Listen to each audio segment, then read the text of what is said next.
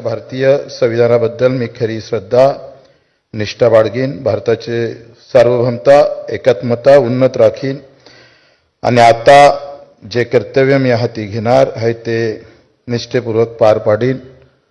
मला वाटते मला थोडीशी सुविधा दिली पाहिजे। नाही सुविधा नाही कोणाला।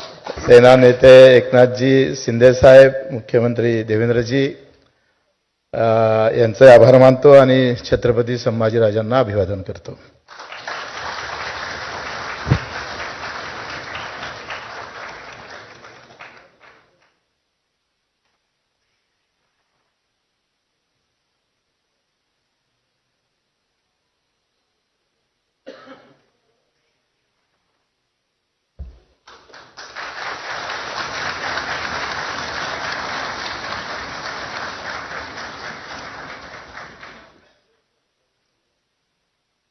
अरे आमच्या अंगात रक्त जे बनलाय ना ते शेतकऱ्याच्या एका एका दाण्यापासून बनलाय आणि तुमच्या अंगात जे रक्त आहे ना ते शेतकऱ्याच्या दाण्यापासूनच बनलेलं आहे, लक्षात ठेवा। त्याच्यानं शेतकऱ्याशिवाय आमच्या डोक्यात दुसऱ्या कल्पना येऊ शकत नाही। शेतकरी असाल, मजूर असाल, दिव्यांग बांधव असाल, ज्यांना ज्यांना वेदना आहे तिथे इथं आम्ही पाहतोय ते वेदना कमी करण्याचं काम बच्चू कडू शिवसेनेमध्ये राहून अहोरात्र केल्याशिवाय राहणार नाही।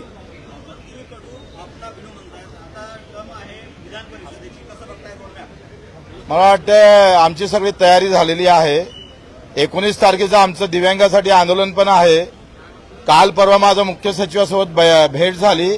50% दिव्यांग बाहेर आहेत संजय गांधी निराधार योजनेच्या, आणि सत्ता आमची असल्यानंतर वंचित घटक बाहेर राहू शकत नाही। आमच्या डोक्यातले दिव्यांग बांधवाला त्यांनी 19 तारखेच्या आत निर्णय मुख्य सचिव आणि सचिवांनी जर घेतला नाही तर आज ज्या घोषणा इकडे झाल्या त्या घोषणा मंत्रालयात होऊ शकतं। बिल्कुल, उससे भी ज्यादा, ये 2.5 किलो का।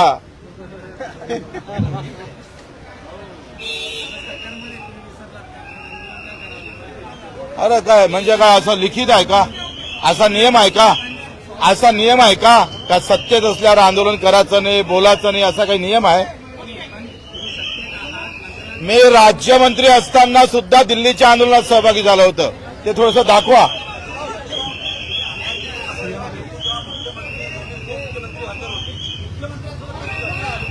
नाही, काही चर्चा नाही, सध्या काही चर्चा नाही। नाही